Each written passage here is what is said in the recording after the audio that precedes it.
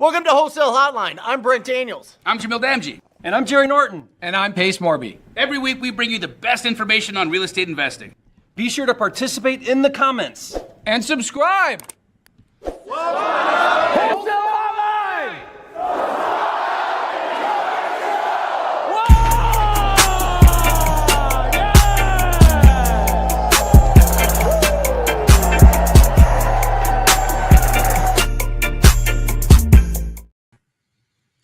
Welcome to this special episode of Wholesale Hotline. My name is Brent Daniels, joined by the incredible Pace Morby and Jerry Norton. And we are talking about what happened June 5th, 2025. Court rules, court holds offers to buy houses are not telephone solicitations.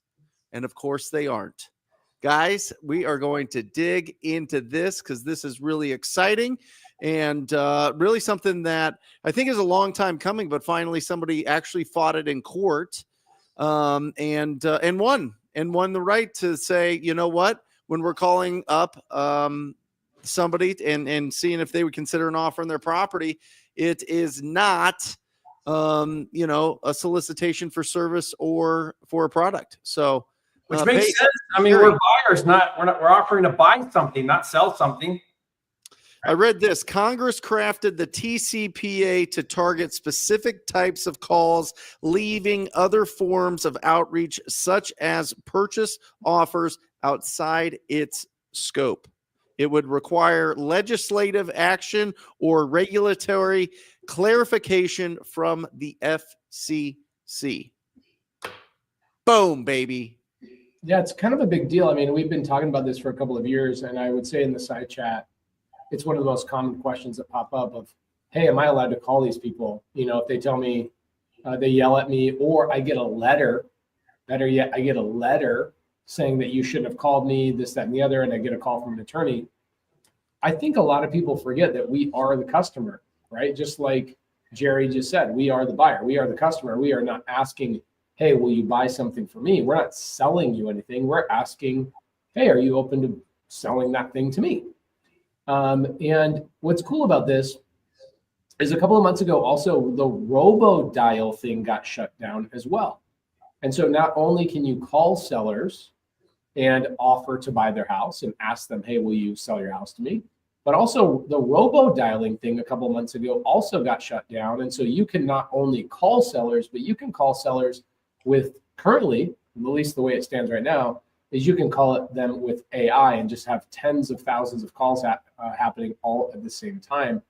I don't know how long this will go, but it doesn't seem like anybody has a leg to stand on right now, which is freaking awesome. Brent, did you read anything about do not call list or anything like that regarding TCPA laws? Well, that's essentially what TCPA is. TCPA is just, you can register on the do not call list.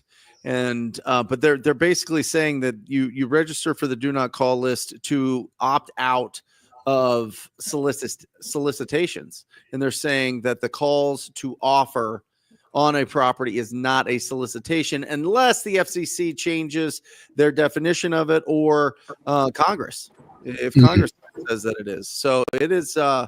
It's really, really, really interesting. And I think, to be honest, you guys, we've seen a lot of different lawsuits being thrown at our industry.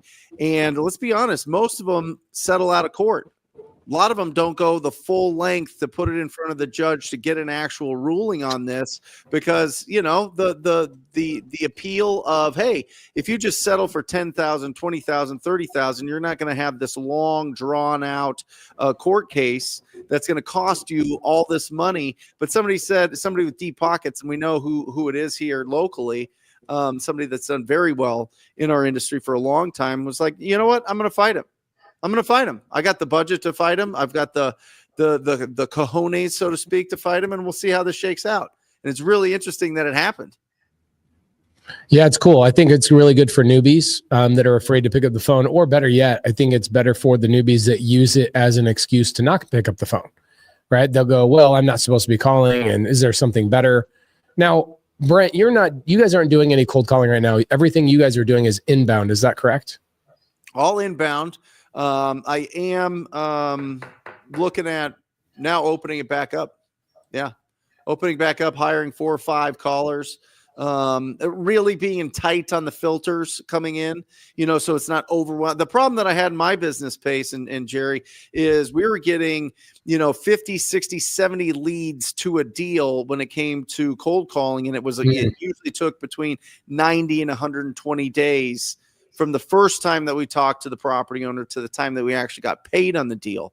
And so it really was clogging up my system in a lot of ways. Now, if you're doing this independently, if you're doing it for yourself, go bananas, right? I mean, You're going to do so much better numbers. You're going to need a lot less leads. You're going to really sink your teeth into these opportunities and see them through the finish line. But if you're hiring other people to do it, you have to kiss a lot of frogs or tighten up the filters of what they're sending into you as a quote unquote lead. Would you agree, Jerry? Well, yeah. And you know what I find ironic with this? This is like such a win for us, and we need a win right now. With all the wholesale regulation, they did clarify that real estate agents who cold call to solicit listings is soliciting. Oh, so, yeah. Because they're offering a service to help somebody buy or sell real estate. You are then trying to sell, right? Unlike us trying to buy.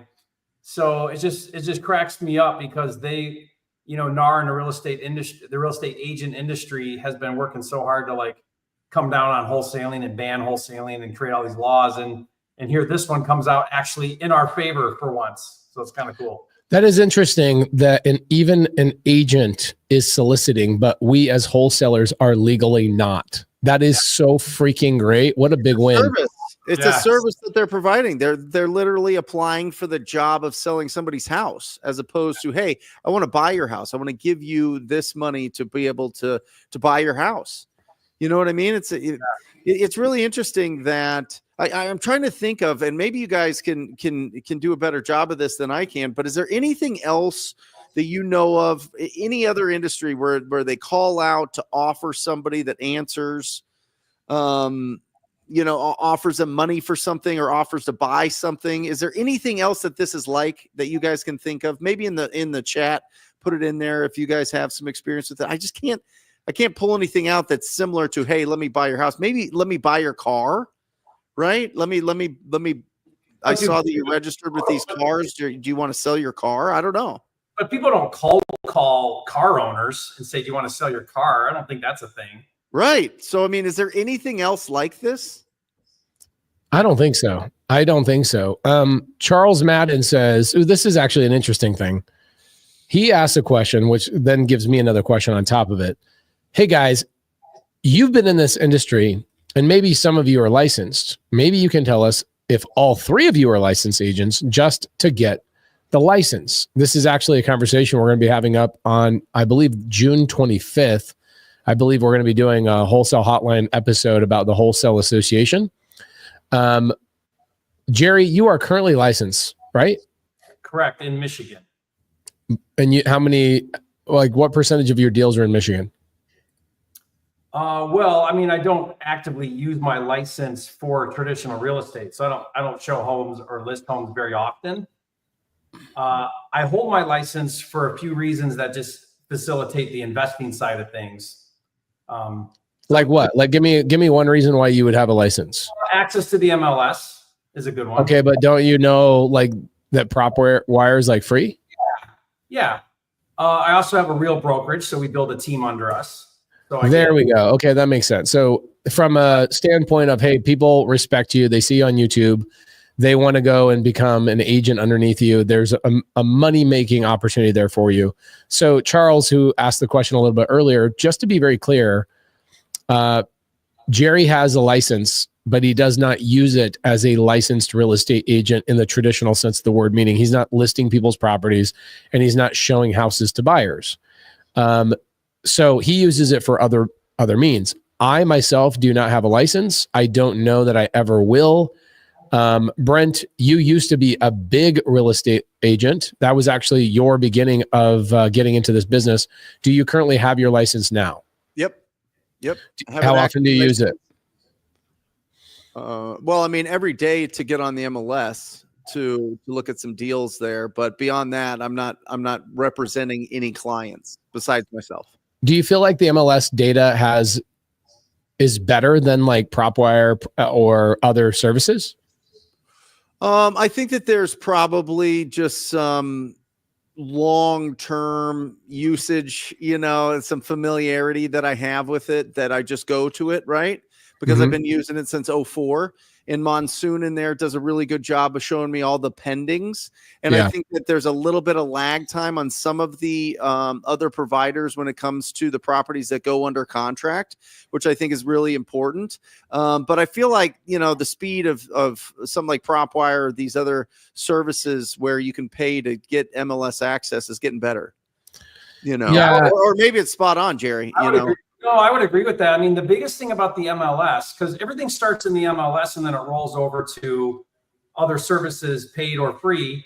But what's really unique about the MLS is that it has a gazillion filters. It has more filters than anything else you could imagine. So I could say, I want to see that subdivision. It'll show me that subdivision. I could say, I want to see everything that happened between 2010 and 2011. That is a 3-bedroom below certain tax thing. I mean, like whatever you can possibly create in a filter, the MLS has. So it allows you to get really, really granular. I'll look up properties where I'm like, I want to know what's happened in this property in all-time history, and it'll show me every listing that's ever happened on that property. I can go back and look at pictures from 5 years ago, 1 year ago, 10 years ago. I can see who the agents were involved on those transactions. Like, I can really deep dive research. I can tie right to public record, right off the MLS. I mean, I think for one, if you're in a non-disclosure state, getting the access to the MLS is huge. Yeah. There are other tools, but even if you have these other tools, I still think nothing will ever compare to the MLS for a data provider that allows us to do really high level research. But I would also say, if you took away the MLS for me today, Pace and Jerry, I don't think it affects my bottom line income going to my family's bank account at all. No. You know what I mean? I would find other tools. I would say in Texas would be huge. In the non-disclosure, Texas is a really, really, really big one. A ton of great markets in Texas, and it's non-disclosure. So having access to the MLS is a big advantage there, because you don't know what the properties are really closing for, unless maybe you get a Propelio or something like that. Yeah, I've never had access to the MLS, me personally, but I married a real estate agent. And so I look at it and I go, hey, look up this house. Right. I mean, not that I couldn't just look it up. Honestly, guys, I hate being on the computer. I'd rather be on a phone. And also my favorite lead gen is what Brent and Jerry do right now, which is inbound, right? That's what I did for 6 years. Yeah. What did I need MLS access for when somebody called me and said, come over and look at my house? I wasn't pulling lists for the first 6 years of my business. So I never needed to go on the MLS. I wasn't looking at expireds. I wasn't going through any of that kind of stuff. So I got used to the business without that. And then when we list our properties, I just hired my wife, Laura, and I never had to deal with anything, right? And I paid her 1%. She listed all the properties. She did a great job of it. So I really have never spent any time in the MLS. I spend all my time now either on PropWire or Deal Sauce, depending on what I'm trying to do. And that's all I need. So it just kind of depends on, I think, personality wise. Brent and Jerry, you've been in the business longer than me. Plus you guys were both, or Brent, you were an agent before you jumped in the business. So you're very used to it. Jerry, I don't know if you were an agent before you jumped in the business. Were you? Yeah, well, I started in 2004. And at that time, you could not do any research if you didn't have the MLS. I mean, you were dead in the water in 2004, all the way to probably 2010 or so, because there just was no other option. So I got it because I was pretty much forced to. I couldn't comp or do any research whatsoever without it. And then I just kept it. And, we do monetize it quite a bit. Like we will list if the seller doesn't want a low cash, an ovation, creative, and they just want retail, we'll offer to list it for them. Now, I don't want to do that work, but we have someone on our team that'll manage that. You can get referrals. So if you don't want to list it, but somebody wants a listing, you can say, hey, let me put you in touch with so-and-so. You can split the commission with them. Like, my license makes me a lot of money by having it, but it's not the main thing, or I'd survive just fine without it. In fact, I go back and forth on keeping it all the time, but Now, if you're in a state that's regulated, that's requiring it, you might want it. And if you're in a state that's not regulated, you might want to get it because it's probably coming. I mean, they're pretty much, most regulation is requiring a license of some sort. Not all of them, but a lot of them are. Yeah. That might be a reason too. So Charles Madden says, the question was geared to newbies who are inside wholesaling. Yep. Totally get that, Charles. I think we answered it in that regard. It gets scary because we are told to do agent outreach. I do agent outreach live on YouTube and I have never had a license. And when the agent asks me if I'm licensed, I say, absolutely not. I will literally tell an agent, why would I do that? And I know that that's not polite or kind. I just nip it in the bud immediately. I go, absolutely not. I am not licensed. I am a real estate investor. What do I need a license for? I buy houses. I don't sell them for other people. And I think you've seen that, Charles, if you've known me for any amount of time. And the other one is Gator method. What do you need a license for to lend money to anybody? That's not a thing. You don't need that for anything. So I think a lot of times people will do this thing that Brent Daniels taught me a long time ago. It's called creative avoidance. Yeah. That's not creative finance, is it? No. Well, no. It's the opposite. It's creative non-finance where you don't make any money because you come up with things in your mind of why you shouldn't pick up the phone. By the way, Pace, Charles is not talking about wholesaling. He's talking about wholesaling. Oh, like selling on the ocean? I freaking love that. Yeah, that's what he said. Sub 2 Shanna says, I love sailing. I love that. Charles, it's a great question. It really, really is. Jalabi 99 says, I'm very pragmatic. When I need to get a real estate license to assign contracts in a particular state, then I will get one, which is what Jerry was just saying. Until then, I won't. It's not that big of a deal. I agree 100%. It's not that I'm anti-establishment. It's not that I'm anti-real estate agents.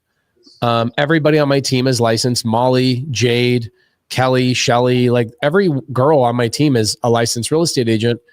And I actually don't even know why they have their licenses. None of them list the properties for us when we flip them. My wife is still licensed. She will help friends and family members buy houses. She just closed on a deal Friday for my sister. But outside of that, I don't know anybody in my business that actually needs a license to do anything in wholesaling, fixing and flipping, or buying and holding. I think most of the people that have licenses are either like Jerry and Brent, where they grew up in the business before technology was so prevalent that there's now technology like PropWire that is as good for an investor like me as the MLS would ever be. I don't really care about all the little details. I'm aware of the filters. In fact, the filters in the MLS, when I look at them, they overwhelm me and I don't want to be looking at them. Truly. There's so many options, right? And then the other reason why you would want your license is if you're in Illinois or maybe North Carolina or one of these other 11 states that are currently making wholesale challenging for a non-licensed individual. Scott Williams says, I love PropWire. I think just about everybody does.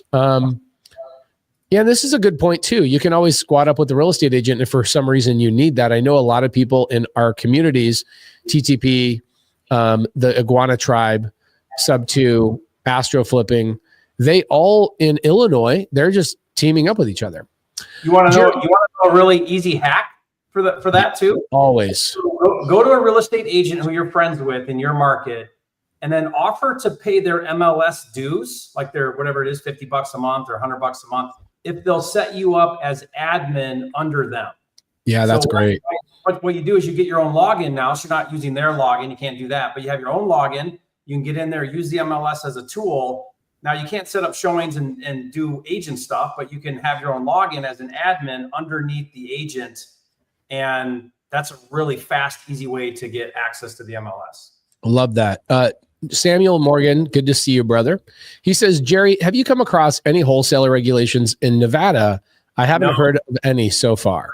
No. I was talking to Brent about this earlier today. Oklahoma just passed new regulations, so they're probably the newest. Ohio's really close on passing one too. Tell them what it is, Jerry. Oklahoma. Yeah. Please tell me it's not North Carolina's where the seller can cancel at any time up until close of escrow. No, not that bad. They can, but only for 2 days. So that's not so bad. Yeah. So Oklahoma already had regulation in 2021. They passed where if you market contracts, you need a real estate license. So what everybody did, in fact, I have a full-time active operation in Tulsa, is we double close every single deal. In fact, our title company double closes an escrow for us, or what we call dry closing. So we use the funds from the cash buyer to fund the first closing with the seller, and we don't even have to come up with transactional funding. So everybody did this workaround in Oklahoma, which was double closing. Well, Oklahoma wisened up, and now they closed that loop. So the new regulation, they redefined wholesaling to include double closings. So if you double close, it's wholesaling, and you're back to needing a license, and you have to follow some new disclosure. You got to have some written stuff telling exactly what you're doing. And then the seller now has 2 days to cancel the contract after signing. That's some of the big stuff with it. All right. Brandon Martin, good to see you, brother. He says, Connecticut just passed regulation that goes into effect October 1st. Need your guys' advice on starting an association, please. Well, come to the right place. Yeah. I missed the meeting today. What do you guys want to catch everybody up to speed on what we've been working on?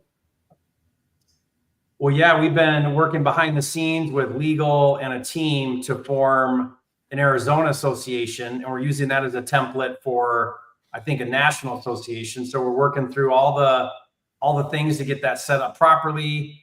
And we're going to be, what are we doing, Brent? We're going to be basically announcing a big launch party on Wholesale Hotline in August, I think, is what we decided. Yep.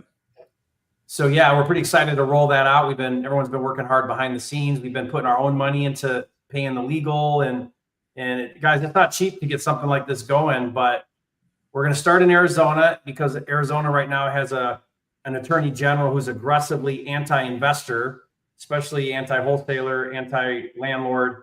And so one of the big objectives is to lobby to get them out. We want her out of Arizona. She's so bad for Arizona. So this is some of the things that we need to do. Identify a legislator who's trying to stop real estate investing and go up against that, fight against that.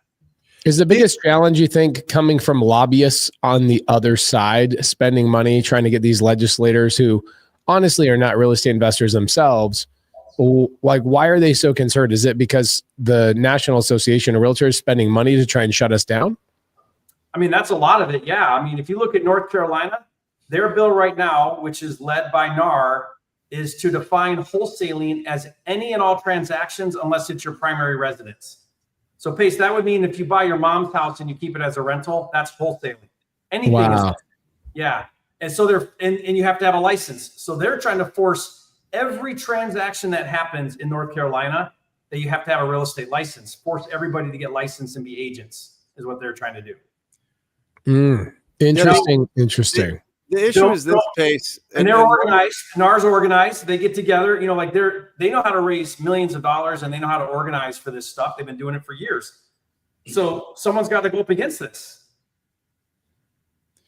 The organization, we have attorneys that look at everything that is being discussed in the state, right? In any of these different, I guess it would just be legislature that comes across, and there's usually about 15 to 1,700 different ones, and they look at every single one, Pace, to see if it has anything to do with the people that they represent, the associations that they represent, to see if there's anything that they have to, really be aware of. And I think the biggest issue that we've had as wholesalers is all of a sudden it pops up out of nowhere and we're like, oh, geez, what just happened here? Right?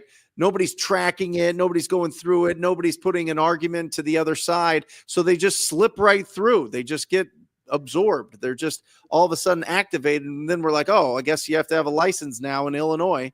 And nobody knew. You know what I mean? And now we've kind of got a little bit of tracking. We've got Jerry Norton that's just, sniffing all these things out, but he can't do it all through every state, everywhere.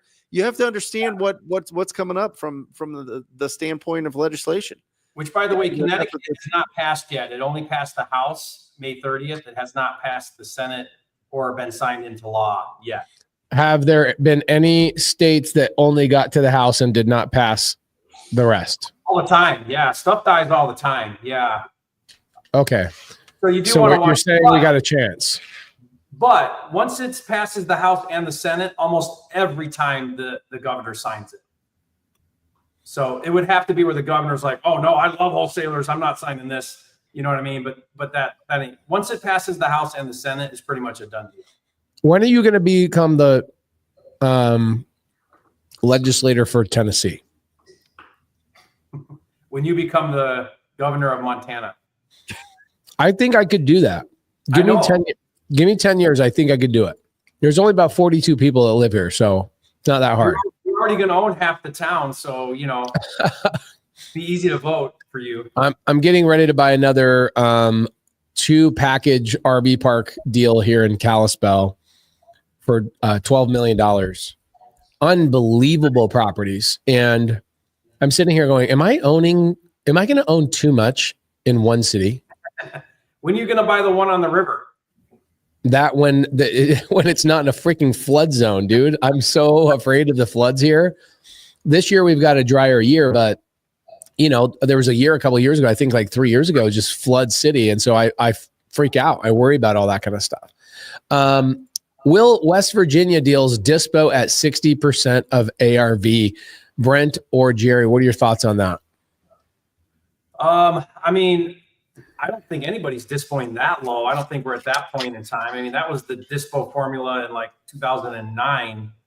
I think unless you're in like a Detroit or somewhere like that, you should be able to get up higher than 65. I mean, get close to your buyers, find out where they're buying at. Ask a lot of questions. What I do is I talk to the buyers quite a bit.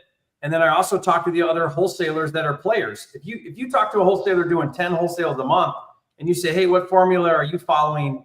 Generally speaking, they'll give you a real good idea of where you need to be. Remember, wholesaling is what do the buyers pay minus my fee? That's wholesaling. That's going to vary everywhere, and it's going to depend on the market. I mean, geez, during COVID, it was like 95% minus repairs, minus your fee or whatever. But I don't think we're that low at 65. Are you seeing that, Brent? Yeah, and Brandon, I mean, the answer is yes. Yeah, it sure will dispo at that low. Yeah. Oh, yeah. Absolutely.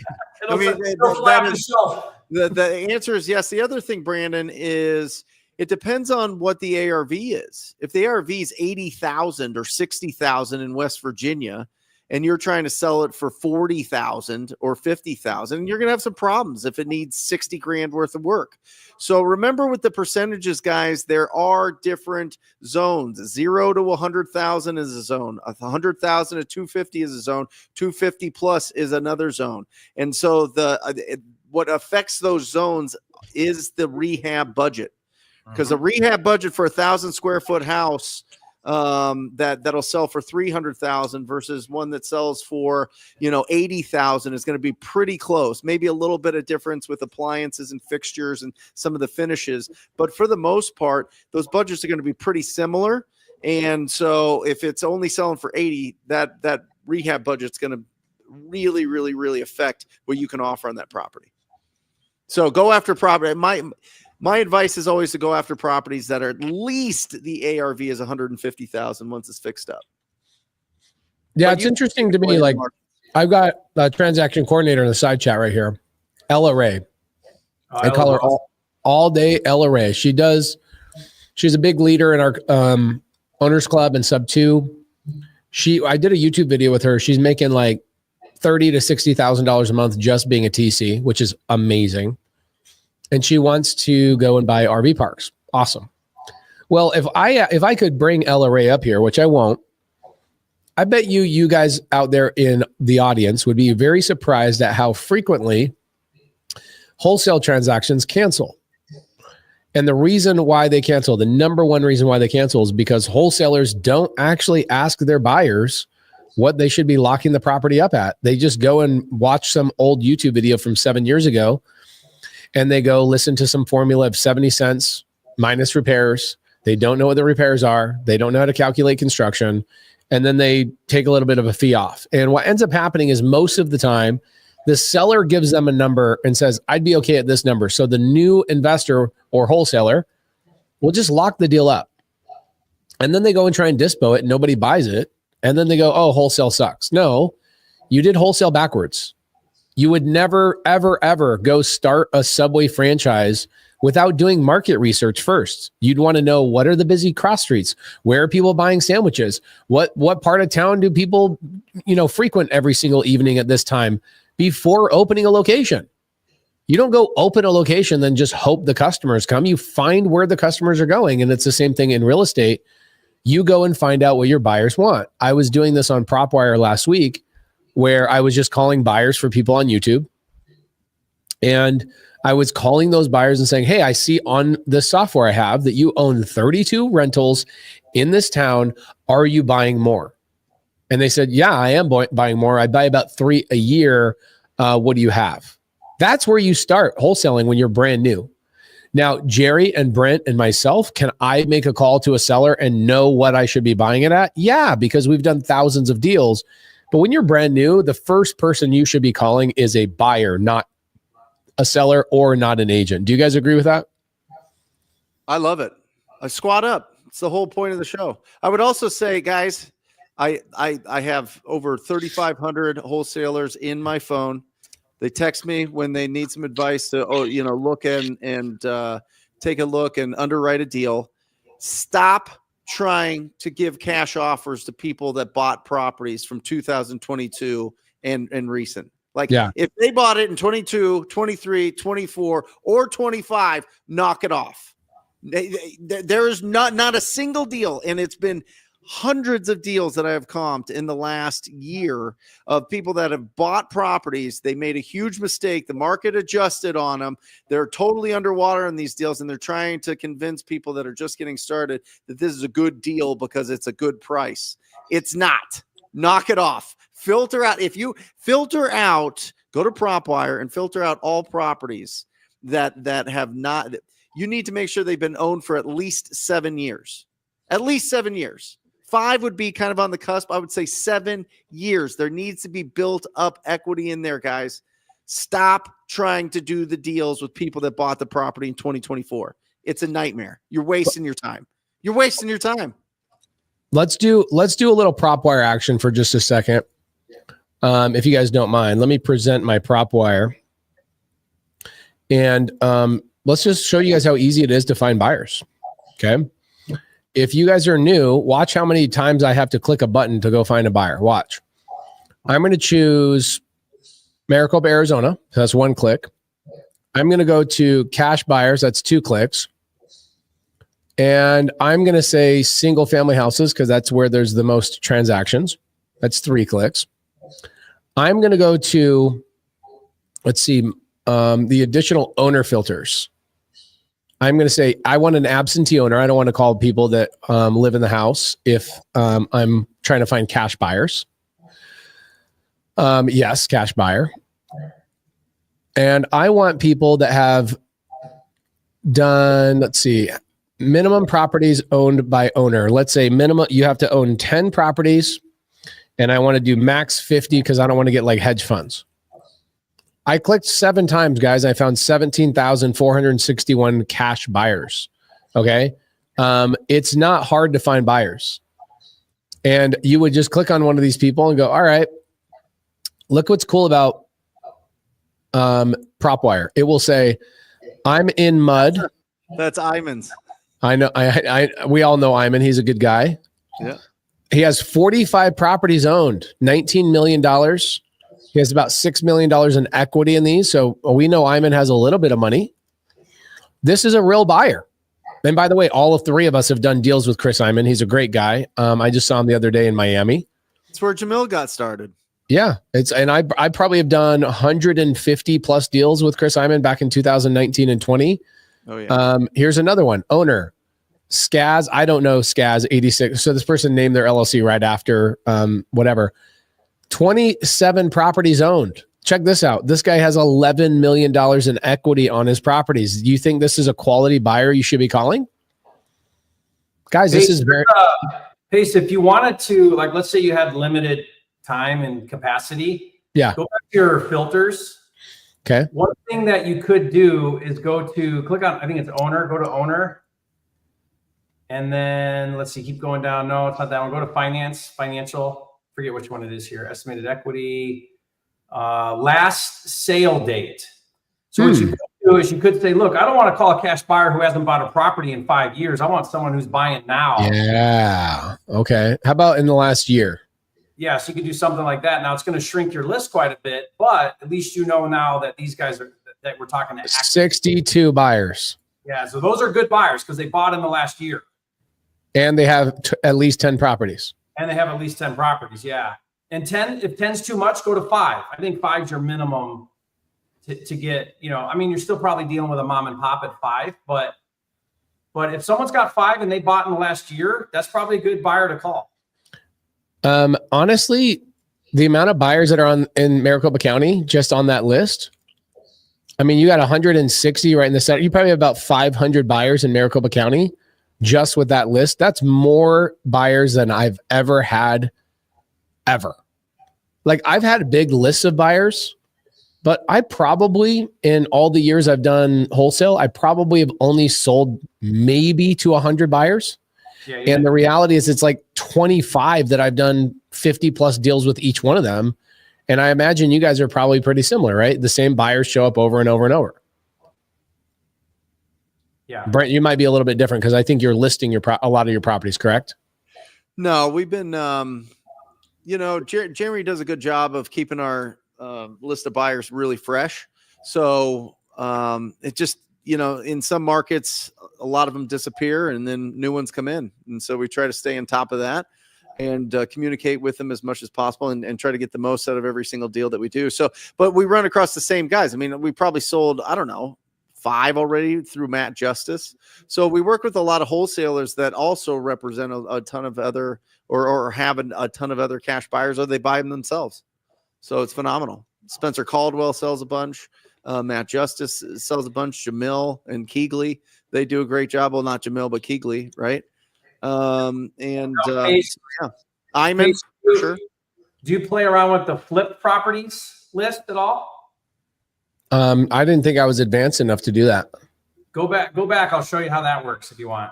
Okay. While I'm pulling that up, Meche Cintron says, what would you say when you're calling the buyers, Brent Daniels? What would I say to them? Yeah, I mean, it depends on if you already have the deal or not. If you don't have the deal, then I would just say, hey, listen, I am going out every single day and I am pounding these phones and I'm getting in the streets and I'm finding some great off-market deals. When I run across these, can I reach out to you and see if you want to buy them? It can't be that simple. All day. Now, if I have a deal, I would say, hey, listen, I saw that you bought a property really, in this same neighborhood as a deal that I have off market right now. Do you want me to send it to you? That's it. Yes. Go to lead type space. Okay. But now go down to flip properties. And before you click on it, put your mouse over the little eye, the little question mark. So all this these are just homes that were bought and sold during an 18-month period. So not all of these are flips because people move LLCs and they quit claim deed to other companies and there's interfamily transfers and stuff like that. But click that list and see what happens. Probably do single family. Go back to single family. Okay. Now, there's going to be some redundancy with the cash buyer list, obviously. But if you're specifically wanting to try to find just flippers, then this is a great list that you can go for. Yeah, you can put some of those same similar types of filters. I mean, it's 3,800 people that have flipped a house in the last 18 months that are absentee owners, meaning they never lived there. So click on one of those. Let's just look at the history and see what happened there. Click on one of the records. Yeah, just any one of those. Ooh, okay, let's look at this one. And then go to history at the top. Okay, so this one doesn't tell us, but you can see here what happened. So it's a transfer. He transferred it to these other people. Click another one. Let's see if we can find a flipper. You'll know it right away because they bought it for 400 and sold it for 700. Okay, there you go. So Lock and Key Holdings bought it for 331, and then Literally 3 or 4 months later, they sold it for $525. Yeah. So that's a flipper right there. They bought it for $331, sold it for $525, and they did it in 3 months. And they sold it to this family, Jason and Jenna Nelson. Yep, they sold it to that homeowner right there. So Lock and Key Holdings is the flipper. Yeah. They bought it from Thomas, the family trust, and they went and got a construction loan to buy it for $331,700. And I would look up, guys, when you're doing research, all of this is data, valuable data. I would look up who that construction company was. Yeah, now you can look at their flip too. Yep. This is flipping genius, dude. Yeah, that's a cool flipper that did that last one. Yep. So the beautiful thing, guys, is you don't have to ask, hey, are you a flipper? Yeah. And this is public data. Let's say, Pace, you had a deal in that neighborhood and you looked him up. Well, you know he paid $331, so you know what your buy price is. Right. So I would add 25 on top of it too, Jerry, unless they're sourcing deals themselves. Yeah. They probably bought it from a wholesaler. I'd put another 25 on. I mean, you see that they went 345 or 210 and sold for 345, but there's probably 25 that you don't know, 25 to 30 on top of that isn't recorded. That last one might have been a flipper. I don't know what these are doing. Those LPs are probably hedge funds. Family offices and stuff like that. This looks like a flip right here. A flip. Yeah, there you go. 614. Yeah, look at that. So who's CNJC Investments? They bought it for 410, sold it for 614, and they did it in about 6 months. So Frank West Capital, we're friends with. Yeah. We all know Frank West Capital. Yeah. They're hard money lenders in town and wholesalers. They own a We Buy Ugly Houses franchise, so they send out direct mail. That's how they get their deals. They close on it for $342, sold it to these people. Interesting. I wonder why they held on to it for 10 months. Yeah, they held on to it. You know what? They might, interesting. They might have said, let's flip it. And then they decided, nah, we're not going to do that. And they might have been overwhelmed. Or it was a hold and then they just changed their mind and flipped it. Yeah. And they made, $60,000, $70,000. And then these guys flipped it and probably made another $75,000 or $100,000 net. Yeah. In like 5 months. But see, Pace, I can very quickly learn who the players are in town. I know Frank West Capital now. I know there's a CNJC Investments. Who's that? Like, your job as a wholesaler is to figure out who the players are in town and make friends with them. Can you go back to that real quick, Pace? I just want to point something out. I don't know if it'll pop back up, but the original price on that, guys, was $342,000. 342,000, and then it sold fixed up for what was the end price? 614. 614. Somebody got a deal that fixed up worth 614 for 342. Guys, this happens every single second of every minute of every hour of every day. There are more deals than there are wholesalers going after them. There are more deals than there are the investors that are ready to flip them. There are more deals sitting out there just waiting for you to have a quality conversation with them. You can have all the tools. You can have all the scripts. You can have all the support. You can watch all of our videos, subscribe to all our channels, listen to all of our podcasts. But if you don't take massive imperfect action and have a quality conversation with that property owner, we will get those deals. You won't. Mm-hmm. That's the fact. Look at this juicy deal right here. Look at this. Come on. $700,000 spread in less than 5 months or 6 months. Guys, I am telling you, if you have financial issues in your life, it is all solved by you just picking up the phone and talking to people. All of it. Every financial issue. I don't care if you're in massive debt. I don't care if you owe the IRS a ton. I don't care if you've got you've got kids and you've got all these other responsibilities. If you want to change your financial life, it is literally one conversation away. You don't know. Look at this. This is proof. I'm not just saying it for hyperbole and saying it to be bombastic and all this other hype type thing. It is we see these deals every day, don't we? Yeah. Look, I mean, this deal literally just sold a month ago and the people had a $700,000 $100,000 spread between what they bought it for and what they sold it for. I would estimate on their renovation, they probably spent $200,000 on a renovation, good flooring, decent kitchen. They painted the outside, new trim, new baseboards, new doors, kind of Amazon-esque lighting. I think the shutters were probably already on this house. They sprayed no staging. And then you're right. Those cabinets are built in already. So they didn't put those cabinets in. Those sliders were probably existing sliders, except for that back one. They probably added that one. I bet you, that slider, that's not original, but the other window, all the windows are original. That slider is not. New ceiling fans. They probably cleared 354 after. Yeah. Can you go to my flip that we just did right now at 325 Red Rock in Gilbert? Ace, let me show you something real quick here. Go back over to the cards on the right. Okay, which ones? Go back to your filter that you just had in, the Maricopa one or whatever. Okay. I just want to show you something that maybe you didn't know. Okay, so under each card there, below the square footage over on the right-hand side. Oh, over here, yeah. Yeah, so scroll down right there underneath right there.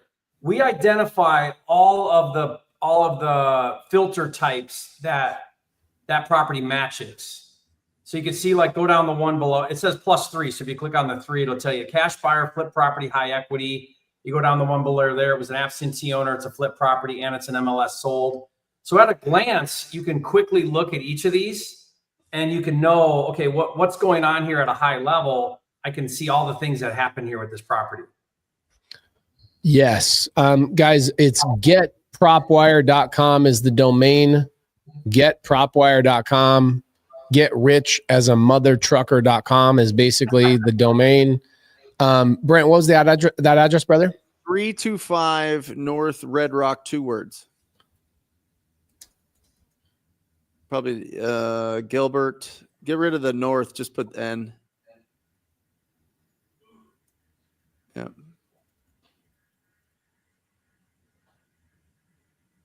Don't be stupid. I don't know what it's doing. Oh, Red Rock, 2 word. 1 word. Sorry, 1 word. Who told you is 1 word? There we go. There it is. Ooh, pretty. That's some staging right there. I can tell nobody's ever sat on that couch. Staging, yeah. Sage Rotfold staging. Go to the history. Bought it for okay. Bought it for 300. Now where are we at? You've got it listed for. It doesn't say. 500. 500. 500. Let me guess on the renovation. Multiple offers. I'm going to guess on the reno. You did not tear out this wall. These cabinets were not original. That's wrapped around the fridge. You guys, okay, nice. The flooring's nice. You guys probably did. That's basic appliances. Laminate. Yep. That's Home Depot kitchen right there. Yeah, Home Depot kitchen. Yeah. Really good view of that cinder block right there. I like it. You like that? I like the dude. Brent, I like that backsplash. You didn't even remove the pop out thing here. I love it. So nothing significant. It looks like these windows are probably new. All new and doors. Okay. Look new. The drapery is freaking phenomenal. You love it. Yeah, actually, it's really nice. The staging's you killed the staging, dude. Well, that's Sage Rotvold, Luke Rotvold's wife. Absolutely incredible. That's good. Okay, carpet in the bedrooms, love it. Total flip. These are new doors, new trim. You just did hollow core doors, so not super expensive. That's the original closet. Yep. This is new cabinets, new everything. I would say on this house, you guys did everything basically. Looks like you might even about 1,800. Okay, I'm gonna guess you spent 90 to 100 grand. You're right. You needed an AC, 90 grand. Okay, love it. So you guys are gonna net 60, 70,000 bucks on this deal. Yep. Freaking phenomenal. How long did that take, Brent? That rehab? 8 weeks. Wow, in and out. You must have hired some Montana white It could've boys. been faster, but we were waiting on Windows. Bro, isn't that crazy that that the window thing is such a big deal? Yeah. Huge. But I'll tell you what, if I would have wholesaled that though, we would have made like 50 or 60. without doing anything. Interesting. Truly, Pace. Yeah. Maybe No. more. Then Maybe more I because do somebody could rehab. have come in with a crew. I think somebody local, like a Frank West, could have gone in there and they could have done that for maybe 60, maybe 70. You know what I mean? And just did a really great job. But yeah, we should have wholesaled it. I mean, we should have wholesaled it. It was the exact time. Literally, I was like, well, maybe I'll do some flips because that huge lawsuit that hit in our area here. I was like, oh, I better change everything to flips. I got to flip everything. I'm not going to, all this stuff. And I freaked out. It was an emotional decision. And I screwed the team because we should have had that money in our account and should have just put that back into the machine and gotten 3 more deals. But sometimes you got to do a flip and show it on Wholesale Hotline every 5 years. Yeah, it's interesting. Are you not doing a lot of flips like that, Brent? No. I mean, it's definitely not our bread and butter. I mean, I looked at it because it's like, if you're not defending your right to assign deals, if you're not defending your right to wholesale properties, which we haven't until we all got together here locally, you could change it in a heartbeat. They could just say no more assignments. No, you have to buy these properties, which is fine. We would adjust. And I was like, well, maybe I'll just, start planting a little bit of seeds early on so that we don't, get the rug pulled out from under us and not be able to have all of the connections that we need to do and need to have to do a good product. But that was what went through my head. I should have just defined it and made $70K. that's when you go to takedown, not flipping next. Right. But Yeah, but I mean, if you take it down here, Jerry, you put it right back on the market here, or you put it right back to your list, that's fine. But now they know what I bought it for. yeah, There's a little bit of gamesmanship there. But retail shouldn't care if they want it. Well, this property was destroyed. I mean, they had literal pigs living in it. Literal. So now your buyer see what you bought it for. Like really literal or like? Yeah, a pig ate the posts in the back patio. Oh my It gosh. was all chewed up like a dog usually does, but it was a pig. And people think they got problems. Pace, I fed our pigs corn on the cob, like leftover corn on the cob from dinner. Those things ate the entire thing, cob and all. They just chewed it all. My word. Yeah. Eat anything. Trevon R. Was Maddie the homeless lady Pace helped get her first deal, reaching out to wholesalers or direct to seller? She is doing what we call bird dogging. She has already gotten her first deal. It took her 16 hours worth of work. So when I met Maddie originally 2 months ago, for the first time, I got to know who she was, what her capabilities were, how much money she had. And what do you think she had in capabilities? 0, zilch, nada. How much money did she have? Nothing for marketing. She also has a broken phone that was given to her by the Obama administration. We call them Obama phones. And that's all she had. So I told her, we're going to do bird dogging. And what you're going to do is you're going to go into the Pace Morby free Facebook group, which is Creative Finance with Pace Morby. And you are going to find sub 2 members that are wholesaling and say, can I have your inventory and send it to my buyer? And you're going to be very transparent and just tell them, I'm going to tack $5,000 or $10,000 on top of your deal and see if my buyer is willing to buy it. And she was limited. What I told her is I said, Maddie, I want you to be able to do this for the rest of your life. So I want you to set this up as if you're a full-time 9 to 5 person and you only have 45 minutes a day to focus. And so I told her 4 days a week, Monday, Tuesday, Thursday, Friday, were the only days she was allowed to work, and 45 minutes each day. And she sent over 46 other wholesalers deals and got a yes with her buyer. And she sold a deal, made $5,000. And it was on Memorial Day that she got her contract. And by Friday, she was paid $5,000.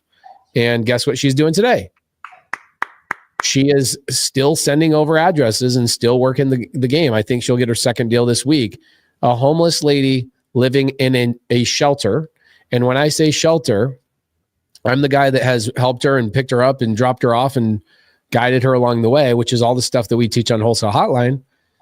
She, it was kind of interesting. I think it was probably one of the more interesting moments of the year is I take her to the bank. She gets this $5,000 check from Empire West, closing her first deal. And she couldn't believe it, right? And guess what? Neither could the bank, because the bank would not let her deposit this in her account because they said, lady, you have not had any money in this account in 4 years. And you're telling me you all of a sudden have $5,000? So she had to come outside to me, ask me to come inside, verify who I was, and then I had to show them my bank account. It was a whole thing. This lady finally gets them to deposit the money. They only make $100 available, but she felt like she won the lottery. And then I drop her back off at her shelter. And as I'm dropping her off at the shelter, this is the week after, or the Friday after Memorial Day, they frisk her to get into the shelter. Like, guys, that's where she lives right now. She doesn't live wherever you guys are. She doesn't even have a car to sleep in. She walks into a room full of 75 other women, riddled with drug addiction, mental health issues. She carries around a razor blade to protect herself. And this lady got a deal from her shattered Obama phone in 16 hours worth of work with less than 3 hours worth of training. So you absolutely can do this business. Anyway, it was really interesting. When I saw her the following day after she got the check, she says, I was so embarrassed, Pace, that you stood there and watched me get frisked to go into the shelter. And I said, why would you be embarrassed? Like, I'm your friend and we don't judge each other. And she said, I've never been so demoralized. I was a stay-at-home mom until I was 55 years old. And she had never learned how to make money. And when she was 55 years old, her husband died and she didn't know how to survive. And so she tried to rely on friends and family. Nobody helped her. And she said, well, I'll just drive across the country in my car and I'll find this friend of mine that I went to high school with that's in Arizona. So she drove her car from Connecticut to Arizona using the last money she ever had to her name. And her car broke down a week after she got into Arizona. It overheated from how hot it was. Her friend abandons her for a man. I'm moving in with this guy. Sorry, there's no room for you. And Maddie says, well, I'll just sleep on, I'll sleep on the bench. I'll sleep on a park bench for one night. And one night turned into 4 years. Wow. And here she is. She's now wholesaling. So anybody can do this business, guys. This is the beautiful thing about why the Wholesale Association is so important, is because think about all these people out there, hundreds of thousands of people that are like, I cannot afford $2,000, $3,000, or $5,000 to become a licensed real estate agent just to get started in wholesale. And I need an opportunity. And what is going to be available in 5 years? Is Uber Eats going to be around in 5 years? Is Uber at all? Or let's say Lyft or any of these services, are they going to be around for human beings, or are they going to be replaced by robots or automated cars? Wholesale will be one of the only businesses that will still be around that you can jump into without a license. And so we've got to protect this business at all costs. Jerry, Brent, how does a wholesaler join the Wholesale Association? I'd like to share this with all my wholesalers I'm connected to. This came from Money Minds. Yeah, we're going to be providing a link once we do the announcement for the big launch party. So stay tuned. We'll let you know we're working on that. And it's going to take some money. Like, we're going to ask for donations. Every little bit helps. And to do the things we want to do and to protect our industry, everybody's got to chip in, I think, and we can make a difference. I used to think that it was like unsalvageable, like we can't rehab wholesaling, but I don't know. I feel kind of renewed energy around it. I feel like I think there's enough of us that care and are willing to step forward and contribute either time, money, whatever. I think we can reverse some things and make a difference, or at least slow it down. I mean, if we can at least slow it down, that's even good. Yeah. Michael Padon says, what software do you use to pull a list, Privy or Prexy? I stopped using Privy about a year ago. Privy was a good software, but here's the challenging thing with software. There's always a new kid on the block. PropWire has beat out Privy and some other ones in my mind. Again, go to getpropwire.com, becomeabillionaire.com is basically what it should be replaced to. And then you also hear me talk about Crexy very frequently. And the reason why I talk about Crexy so often is because I buy RV parks, mobile home parks, things of that nature frequently. And I really love Crexy.com for this really cool filter they have. So let's go on there. It's a really simple filter. I'm a simple freaking man. So let me show this to you guys just real quick. If I go to Crexy.com, CREXI.com, that is commercial real estate exchange interface.com. I click on this thing. I type in owner finance. Is all I want. Okay. Actually, I did Arizona on this filter too. I don't want Arizona. Get out of here. Let me just go back. Let's go back. Just owner finance. And what I'm going to do is all I do is I just say, give me owner finance. And then I call these people. And this is where most of my RV parks come from. It's very simple. These people are already saying, hey, I will sell to you on owner finance. I've got, let's see. Ooh, Anchorage RV Park. Cool. There's an RV park I called on the other day. Right here. This one is awesome.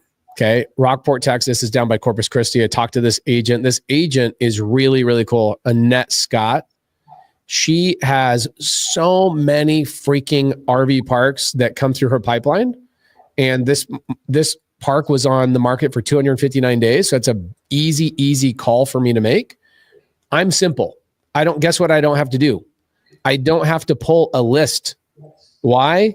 Because I just go slide right down here and I go, show me your contact. And it shows me her contact information, guys. I don't need to pull a list.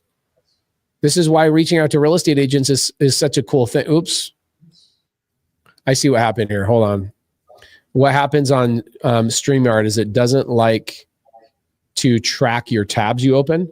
So this RV park right here, guys, check it out. 259 days on the market. And I just click on this lady and the contact pops up. So if you guys are trying to get in the game for free and you don't want to pay for skip tracing, do agent outreach. Crexy.com is awesome. There's an owner finance tab. I've luckily become part owner of Crexy over the last couple of years. I do not get paid to promote them, but I have stock in the company because I believe in what they're doing. I think they're going to beat out LoopNet in the next 5 years. And so I'm an owner of that company as well. You can just go there and bird dog for somebody else. Find an RV park or a mobile home park for somebody else. Let's see here. Can we just get real quick pace? There's a couple questions about this TCPA deal, right? Yeah. And these guys did a good job. The DNC is dead. Really interesting here, guys. This graphic is really great. Ooh, can you put that in the side chat? That link? I will. Yeah. It's just dncisdead.com. Oh, sick. Yeah. The guys at Lamassu put it together, did a really great, fast job on this. But basically, if you're an investor versus an agent, it's a difference, right? You're calling to buy the property, not list the property. There's a big distinction there, and they make it here. Now, there's a question in the chat. Does this translate to SMS as well? And I talked to 2 TCPA attorneys. The answer is yes, it does technically. Now, this is a local judge in Arizona here in Maricopa County that made this ruling. And so it'll be really interesting. Does this stop anybody from suing you, Jerry Pace? No. Anybody can sue you for anything they want. There you go. So that is just understand that it's not going to stop people from trying to shake you down, but at least we have some ammo now. At least we have something to fight them with and to really throw an actual case that says this is exactly what we're doing. This is exactly how we're doing it. And this judge over here threw it out. Now, other judges in other areas can do what they want, but we at least the attorneys that would go to bat for you at least have that in their bag of tricks for sure to be able to support. Where it's helpful, Brent, is when new lawsuits come forward, what they typically do is they will look at case law, existing case law, and that existing case law makes a really strong argument for it. So, I mean, what we need like 3 or 4 of these to go through in our favor. And then now the case law is pretty established, and then people will stop suing because they'll feel less chance of winning because there's a lot of case law out there, right? But it's a start, and it's a start in the right direction. And 11 o'clock, which that is 2 o'clock East Coast time on Wednesday on my live show, I will have Eric Allen, TCPA attorney, on to answer some questions about any changes and any advice that he has there. So make sure that you guys tune in on Wednesday or watch the replay. Yeah, for the lawsuit that was won, I'll put that link in the side chat as well. For those of you guys that want to go and see that lawsuit that was won by one of our friends here in Arizona, has very deep pockets and was just very sick and tired of people saying that we're doing something we're not doing. Yeah. So that's in the side chat for you guys to go and read. And here's the thing is, if somebody says to you, hey, you're not allowed to be calling me, just copy and paste that and go, hey, just so you know, this has been deemed in other states as perfectly legal. I'm not soliciting.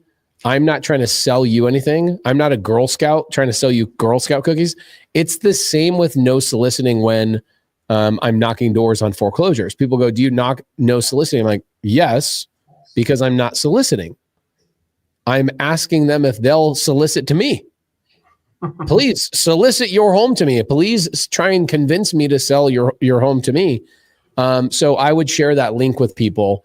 Very similar when I won my first lawsuit in real estate in 2017. I had a seller that actually here's a fun story.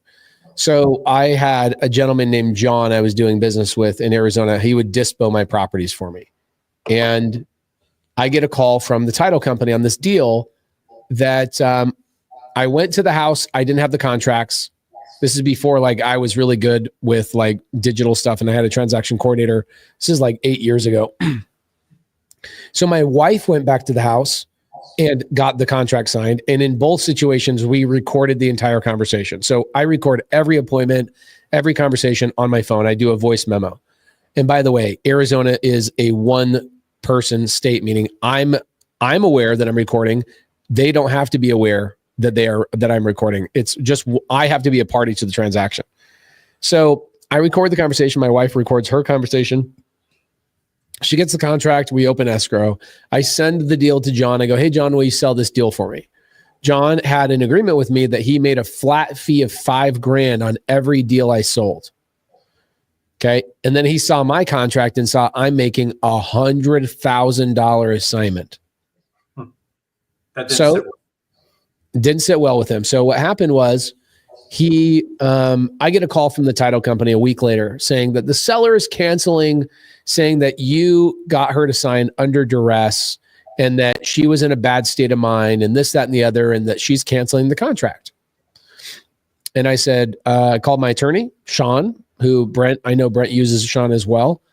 I call Sean. I go, what do I do? And he goes, you go after her and you sue her for what is called specific performance, meaning she failed to perform a specific thing in the contract, and you can sue her for damages and force her to sell the house. And so the first step is you file what's called a lis pendens, a pending lawsuit, cost about $1,200, and you lock up the house and anybody else's ability to buy that house. And over the course of about 100 days, we went to mediation. And we didn't want to go to full-blown court. And it came out that John freaking went and knocked on this lady's door. Backdoored you. He backdoored you. Yes. He backdoored me at the front door and knocked on the door and said, hey, my name is John. This Pace kid is trying to sell this house to me. And I see how much he's paying. And I'll pay you $5,000 more than he's paying you. And the letter she wrote and the email that she wrote to the title company was so sophisticated, I immediately knew it was not her. And he obviously coached her along. He wrote the letter. He wrote the cancellation. He tried to find some hole in my contract. Luckily, it was written by an actual attorney, and they knew exactly how to make it so nobody can get out of a contract with me. And anyway, I ended up getting the house for what she sold it to me for, minus 20 grand in damages, minus attorney's fees. She ended up losing $30,000 off of the original sales price and was forced to sell the house to me. Why do I tell you this story?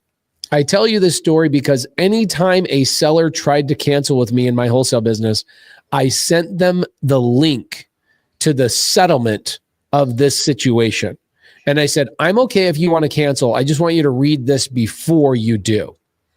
I've never lost a cancellation where a seller tried to cancel on me, and this is what happened to the last lady. Guess what happens every single time?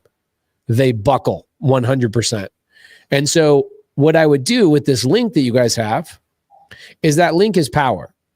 Is it going to come up that often? No, maybe once or twice a year, but keep it in your back pocket. When somebody says, you're not allowed to call me, I'm on the do not call list, and they're yelling at you and threatening a lawsuit, send them that link and go, I did nothing wrong. You just have an opinion. And sadly, it's a different opinion than this judge has already ruled. And go forward with confidence that you're not doing anything wrong when you're calling people, because you are not trying to sell them a service. You are buying their property. Okay. Ingrid says nobody likes to be backdoored, exit only. Ingrid, always. This is why we think you're one of the boys. We love you. You're incredible. Ingrid Hernandez is amazing. Okay. So you have a deal under contract. A wholesaler comes in, says he's interested, and puts $5,000 deposit.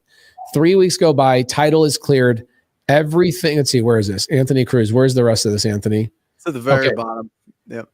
You have a deal at the very bottom. Okay, everything's cleared, everything's ready to close in 5 days, and suddenly he backs out claiming health. What do we do, boys?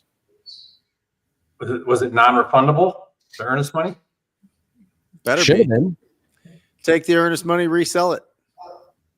Agreed, 100%. In fact, I'll tell you a story on a deal I just did a couple of months ago where I committed to a deal and I backed out because my team comped the property incorrectly, and I came in and go, dude, we are like 80 grand off on this comp. We are going to lose our butts. And guess what I did? I called the wholesaler and I said, keep my $5,000 earnest deposit. Just so you know, this is how I do business. You take my deposit, go sell it to somebody else. I apologize. We'll close another deal with you another day. And she has sent me multiple deals since then. I think we've closed 2. So if they're a good buyer and they're backing out on you on non-refundable earnest money, they should let you keep the non-refundable earnest money. I don't care what the reason is. Health, a thing, that. By the way, guys, there was a guy named Ruben in 2nd grade when I was growing up that this guy would fake sick all the time. And finally the teacher goes, Ruben, you're so full of crap. I don't believe you anymore. We're not going to call you out. You're not going to leave. And guess what Ruben did? He goes, oh, faking sick doesn't work anymore. I'm literally going to crap my pants in school to get out of school. And Ruben would full on dump in his pants to leave school.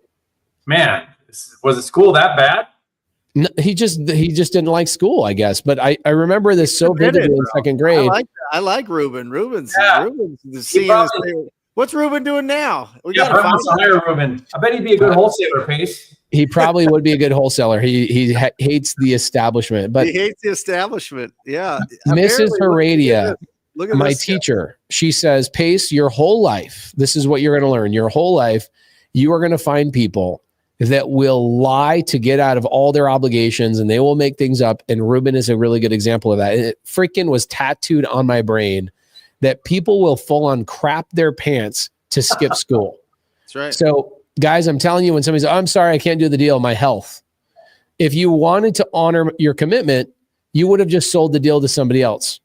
But you tried. That's just an excuse. Yeah. You tried to daisy chain the deal. You couldn't buy it. And you want to get out of the deal. You're like, oh crap, let me fake this health thing.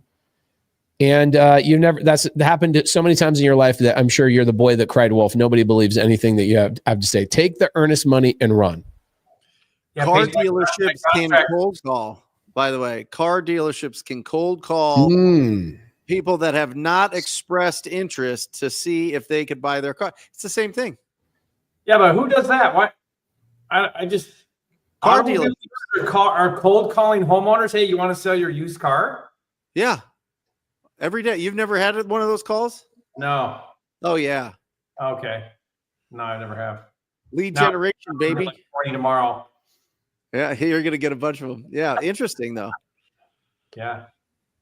Yeah, it's interesting how Ruben was that committed, by the way, to crapping his pants.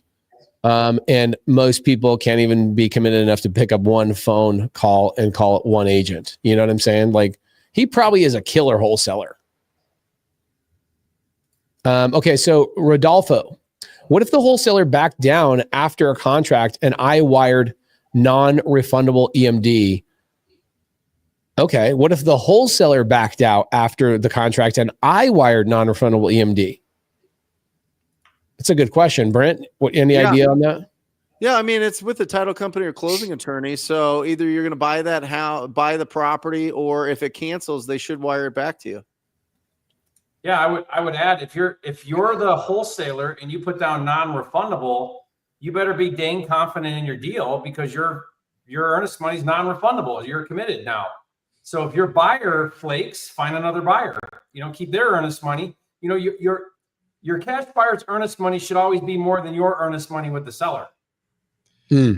You know what's going to be interesting, Jerry? The more that they're really coming down on memorandums on deals, I bet you're going to see a huge uptick in specific performance lawsuits. Oh yeah. And you're going to see some real reluctancy to put down earnest money too if you can't do memorandums. Oh yeah. Because I don't want to put down a $5,000 non-refundable and then the seller goes dark and I can't get my earnest money back and I can't file a memo. Right? So like, how's that going to shake down? For the people that don't know what a memorandum is, what is a memorandum, Brent? Memorandum is just it's a recorded document that shows that you have a purchase agreement with that property, typically in the way that we're talking about it. But it's a memo that says, hey, listen, I've got this property under contract. Nobody else can buy it, basically, unless I assign my rights to it in kind of a broad terms. It clouds title, so the seller can't sell it to anyone else. Yep. Yeah, it's physically impossible unless the title company screws up. And if this title company screws up and doesn't see your memorandum, you can go sue the title company for allowing that to close. Yeah. Yep.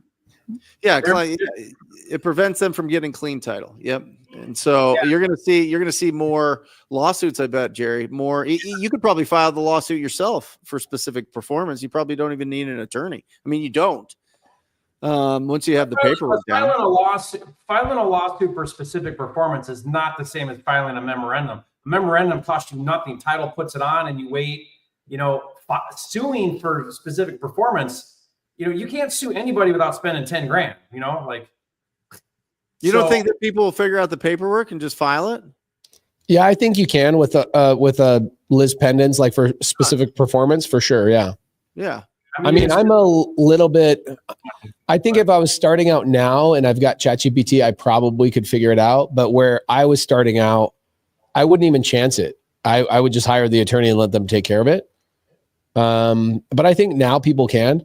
Step number one is you're filing a Liz pendants, which is acknowledged in all states, just FYI.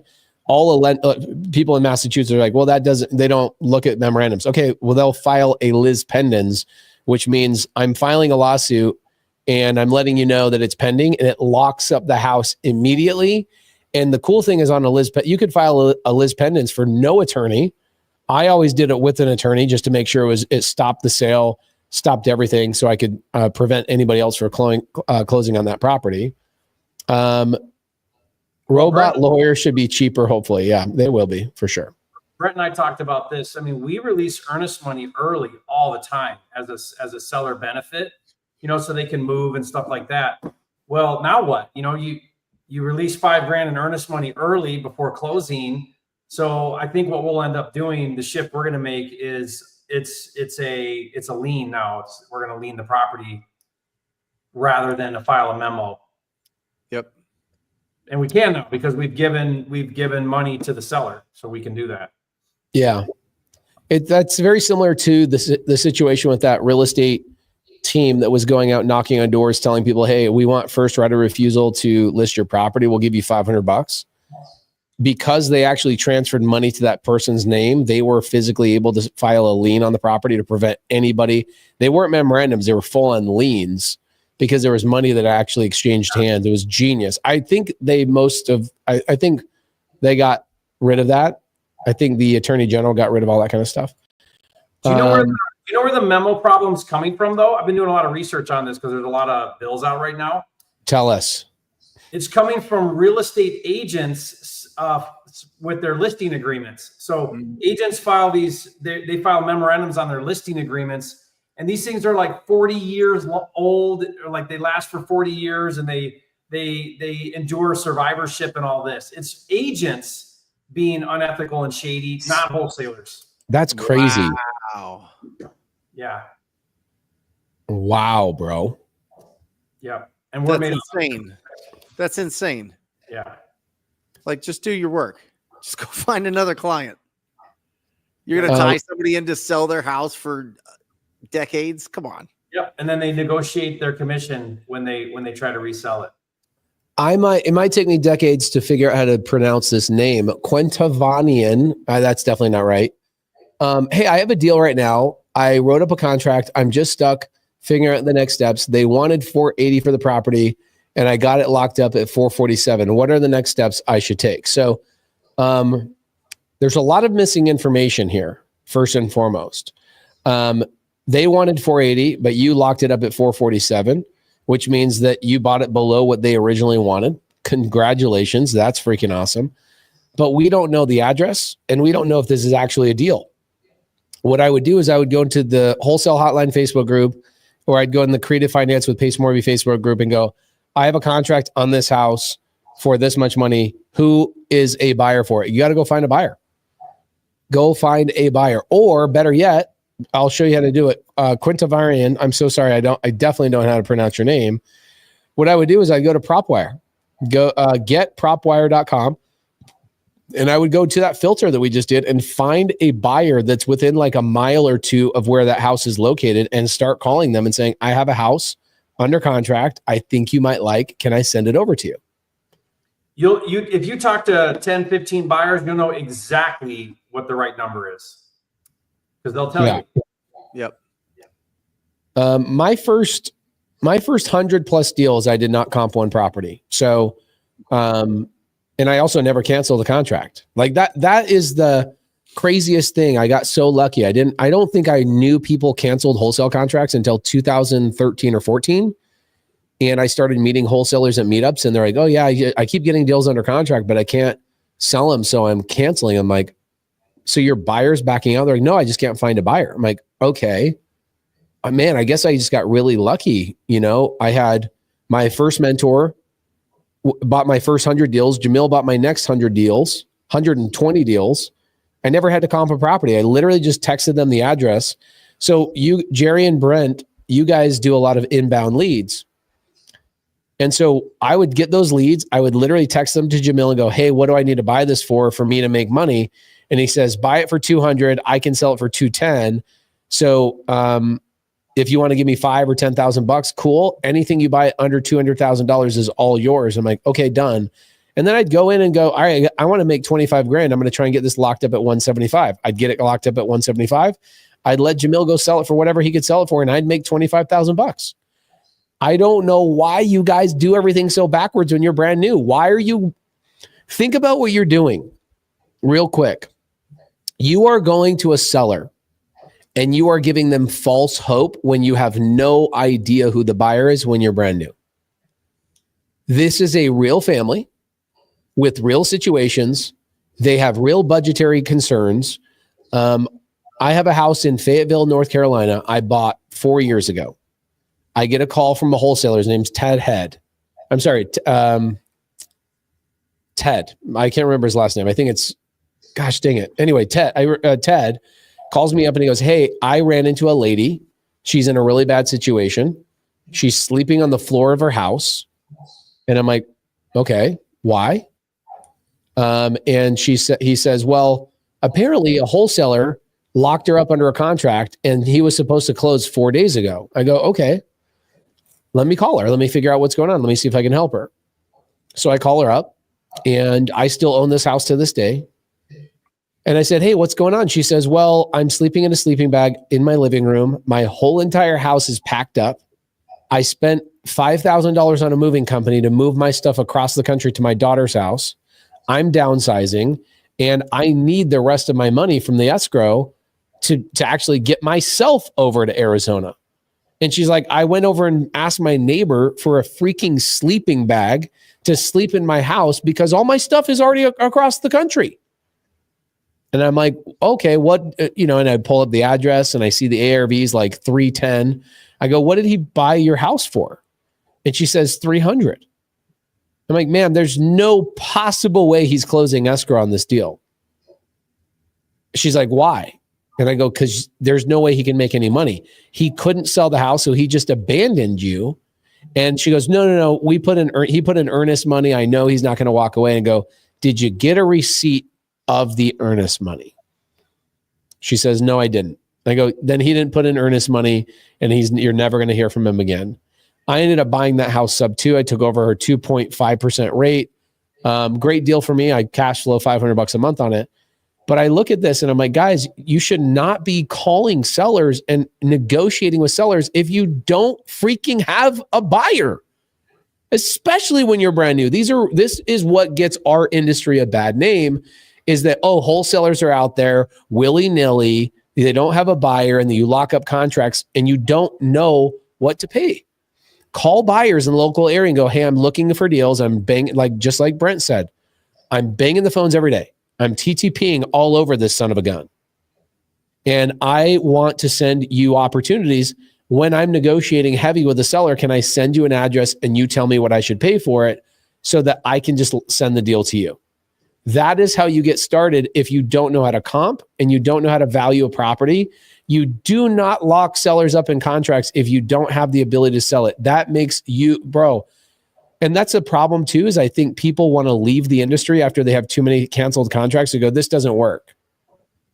And they want to leave. And that's not accurate. It works. My first 250 contracts, I don't think I canceled one time because my buyer told me the price before I even got the house under contract. And I like that. Samuel Morgan, this is a good one. I have one in North Carolina right now, a deal that we're wholesaling, a sub 2 deal. And I told the buyer or the seller, I said, I don't know that I can sell your house. You got a 5.5% rate. It's not the greatest. Let's do a non-exclusive option. So I'm not held to it and you're not moving boxes and you're not buying your next house. I don't know I can sell it, but if I do, I'm going to make 10 grand. Are you okay with that? That would be a non-exclusive option agreement that we've talked about on this channel before. Probably last question. Jerry, vacant land deal for you fell apart because the company that gave me the proof of funds letter doesn't do vacant land deals. Can your team still look at the deal? I should have just used your proof of funds letter. Yeah, our proof of funds letter doesn't have any land exclusion. That doesn't matter. So you could use it for land if that was the question. Totally. Okay. Yeah. Let's see. Oh, there it is. Ingrid Hernandez. So Ted Miller is one of my good friends, and Ted Miller, it's a great story, really great story. Option contracts. Okay. I recently signed up for Flipster, Jerry, on basic. I got stuck on the assignment pro. Don't have a cash buyer plus 5 and 10. I got stuck. Should I just list you as a buyer, Jerry? I recently signed up on basic. Or put it back up. I'm not following. I got stuck on the assignment. Oh, the assignment pros is just the contract. Don't have a cash buyer plus 5 and 10. Help me understand what he's asking. Plus 5 and 10? I got stuck. I don't know. I don't speak David Hefner's language. Yeah. Okay. Here's a better question for you, Jerry. Jerry, did you pre-sell the Puerto Rico new build?